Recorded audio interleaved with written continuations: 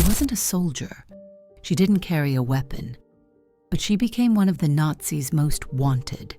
You clicked to learn about the woman who saved thousands during World War II. And what you'll uncover is more gripping than you expect. In Nazi-occupied Warsaw, a social worker turned underground operative pulled off a rescue mission so daring it sounds like fiction, smuggling children past death itself. How did she do it?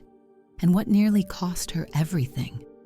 Over the next few minutes, you'll step into a story of forged papers, secret codes, and children hidden in coffins. Born in 1910 in Warsaw, Poland, Irena was influenced by her father's empathy. He died helping impoverished Jewish patients, a selfless commitment that inspired her unwavering dedication to those shunned by society. As a social worker, she assisted marginalized communities through the Warsaw Municipal Welfare Department, forging networks based on mutual trust.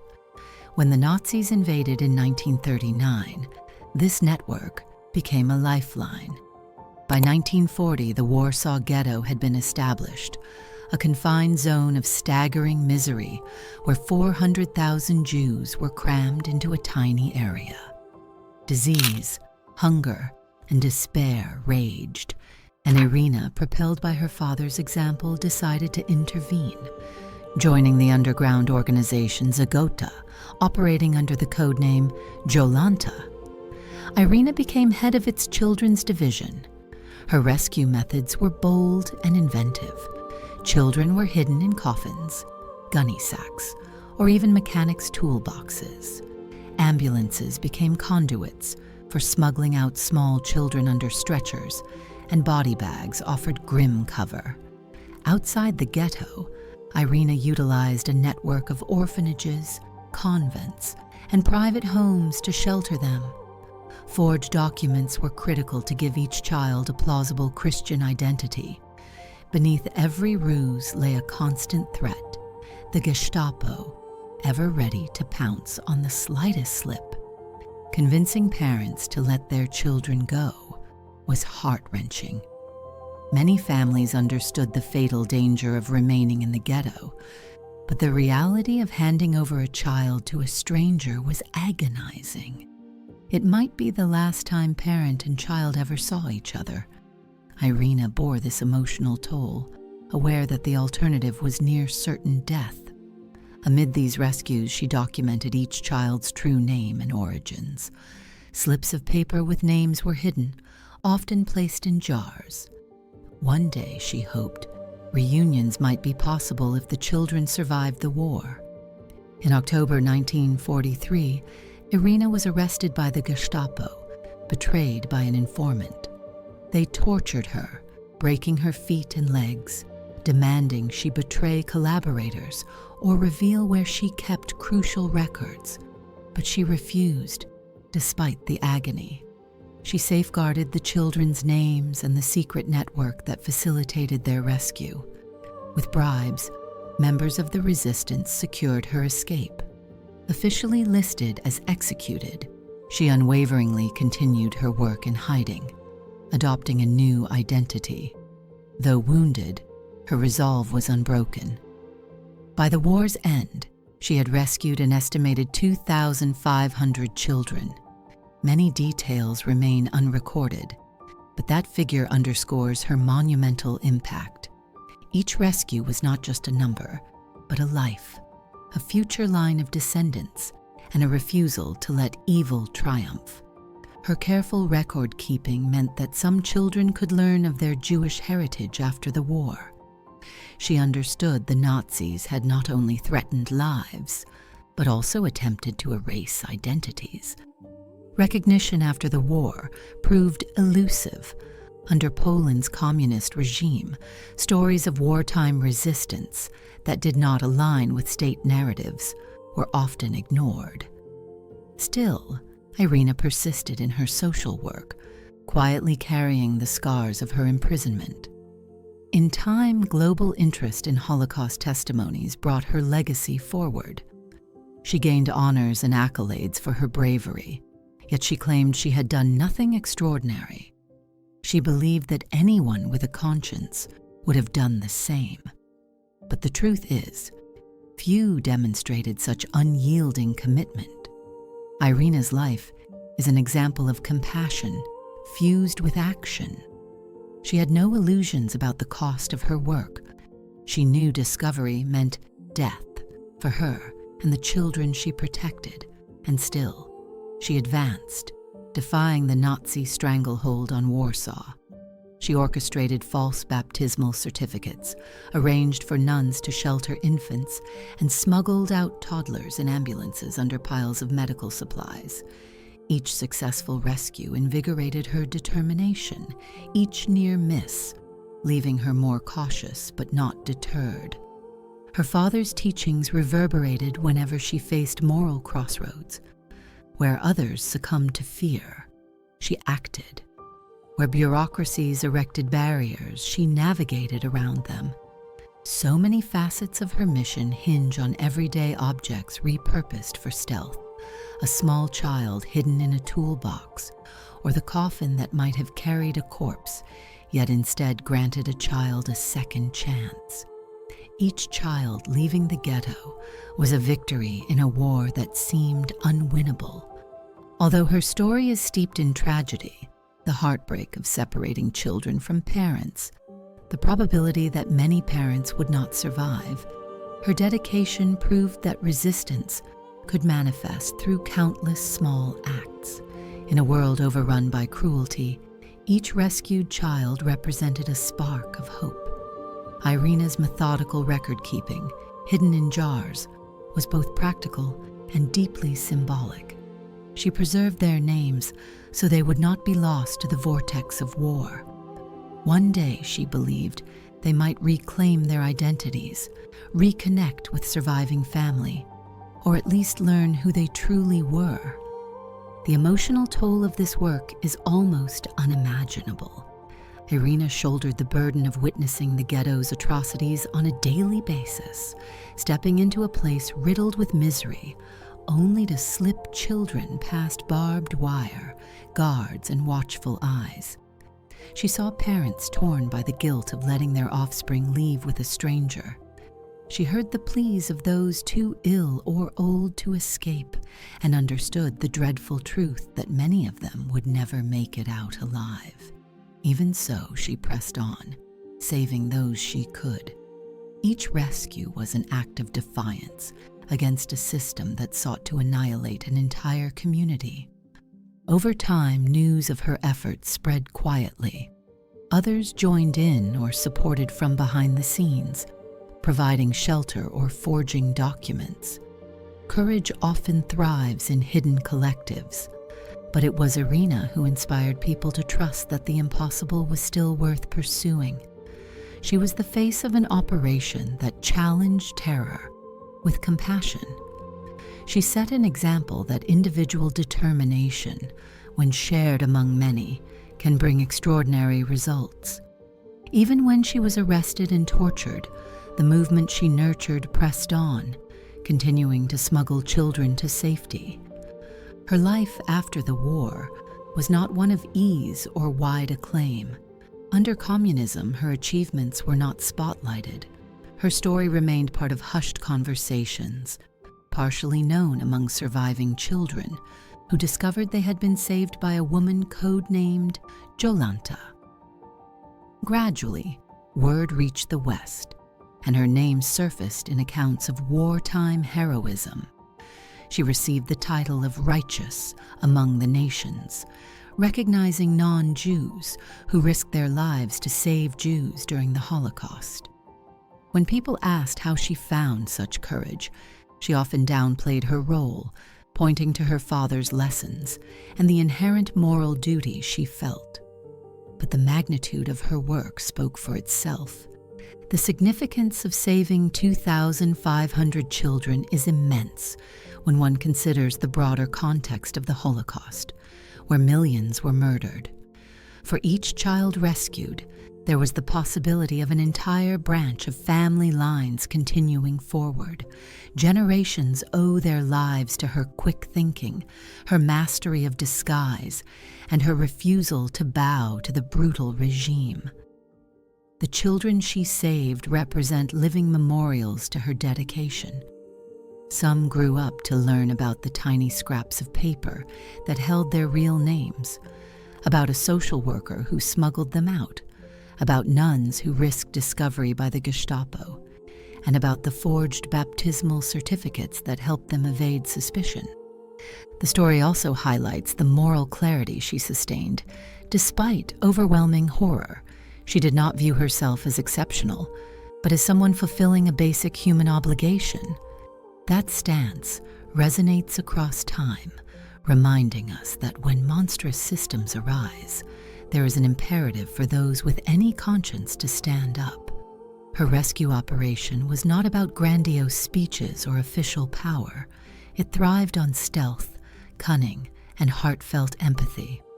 It reminds us that quiet heroism can flourish where no one expects it, in back rooms and hidden corridors, in cramped vans, or among the lines at a checkpoint. For modern audiences drawn by her feats, the immediate hook is that Irena saved thousands. But once they stay, they discover the heartache, the near impossibility of her mission, and the final hope embedded in her careful lists. She personifies the open loop in storytelling. Will she be caught? How do you hide a child in a coffin right under the noses of armed guards? What happens if someone betrays the network? How can children maintain the pretense of being Christian for months or years? Each question spurs curiosity. By revealing only fragments early on, a narrative can encourage deeper engagement. The payoff, discovering that even after capture, torture, and an official death sentence, she resumed her mission. Ultimately, it is her triumph over despair and fear that cements her place in history. She represents how simple moral convictions, instilled by her father, honed through her social work, can overpower the threats of a totalitarian system. When confronted with horrors, she maintained the sense of duty that many around her had lost or never possessed. The consequences were staggering. An entire generation of lives was preserved. People who might otherwise have been swallowed by the gas chambers or starved behind the ghetto walls. She exemplifies the best of humanity, risking everything to rescue the defenseless, refusing to yield even under the worst torment. Her name surfaces in discussions of the Holocaust as a testament to individual agency within historical calamity. Where countless souls were crushed by Nazi oppression, she displayed resilience. Even the Gestapo, with its brutal interrogations, could not shatter her resolve to protect the identities of the children. Bribes and cunning gave her a second chance at freedom. And once free, she never ceased her work. And years later, the jars of names and details proved invaluable for piecing together war-shattered families. Her accomplishments whisper a larger truth about how enormous tragedies can sometimes be mitigated by those who refuse apathy. Irena Sendler did not stop the Holocaust, but she illuminated a path for hidden victories in a landscape dominated by horror. Her story does not start or end with big dramatic gestures, but with everyday diligence, small steps repeated tirelessly to rescue one child at a time. That methodical approach enabled her to save thousands, turning what seemed impossible into reality. Reflecting on her life reaffirms that the reasons people click, be it for a mesmerizing account of bravery or a curiosity about clandestine rescues, ought to be satisfied by ensuring her story unfolds quickly and vividly. The emotional stakes must be established immediately.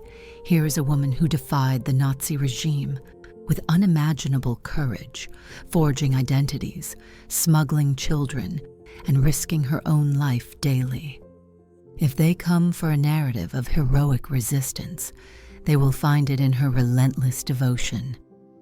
If they stay to understand the heartbreak and complexity behind each rescue, they will learn how she preserved names and identities, how she saw each life as irreplaceable. When war ended, her mission continued in a different form.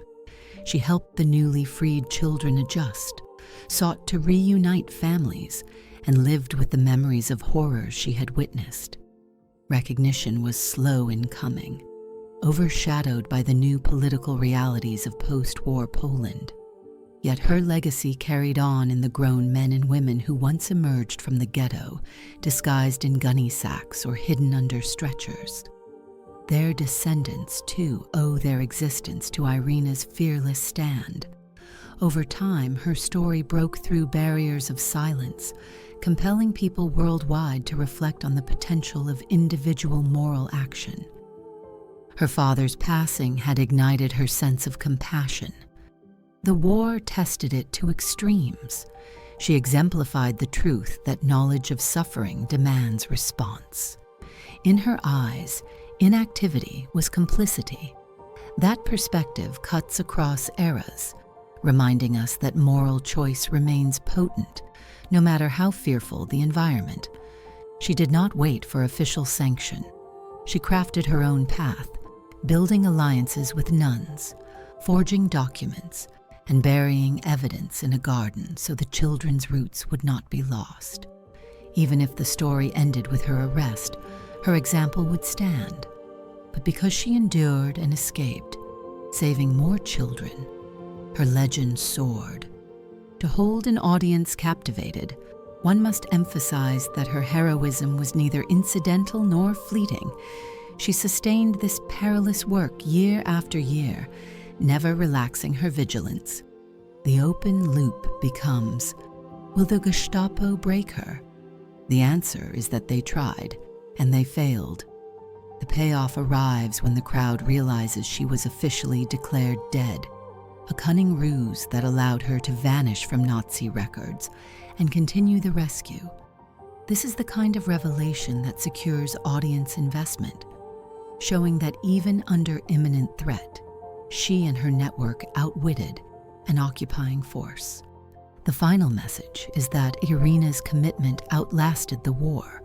For decades, she quietly advocated for social causes, helping the neglected and maintaining the principle that had guided her through the war.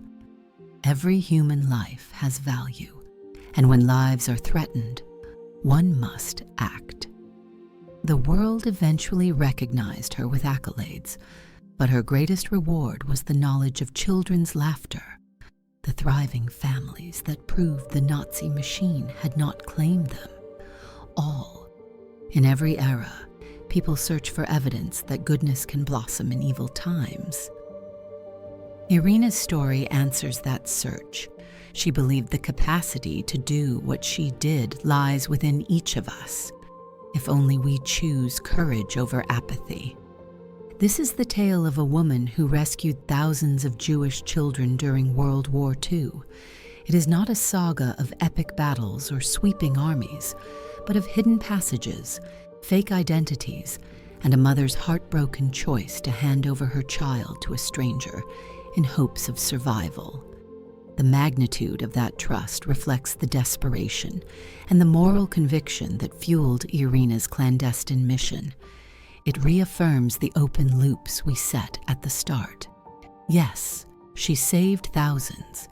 Yes, she risked it all. And yes, the details are as audacious as they are heart-rending. If the promise was a glimpse into human bravery at its highest pitch, then the story of Irena Sendler fulfills that promise. She stands among the great rescuers of history, a testament to how compassion can dismantle walls of fear, how a single individual can wield an outsized impact when driven by an unshakable sense of duty. Countless researchers, students, and descendants of Holocaust survivors have studied her example to glean insights into how one person can disrupt the machinery of genocide.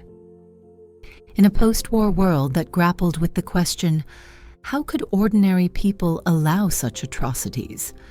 Irena's actions offered a stark rebuttal. Ordinary people need not be complicit. They can choose to confront evil even when the price of doing so is perilously high. She did not stand idly by as the ghetto's walls closed in on innocent lives. Instead, she stole those lives back, one by one, using whatever method she could devise.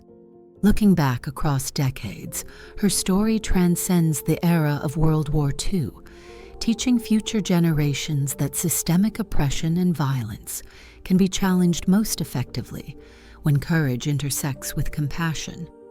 Though she claimed she did only what anyone should have done, the truth is that few took the same risks.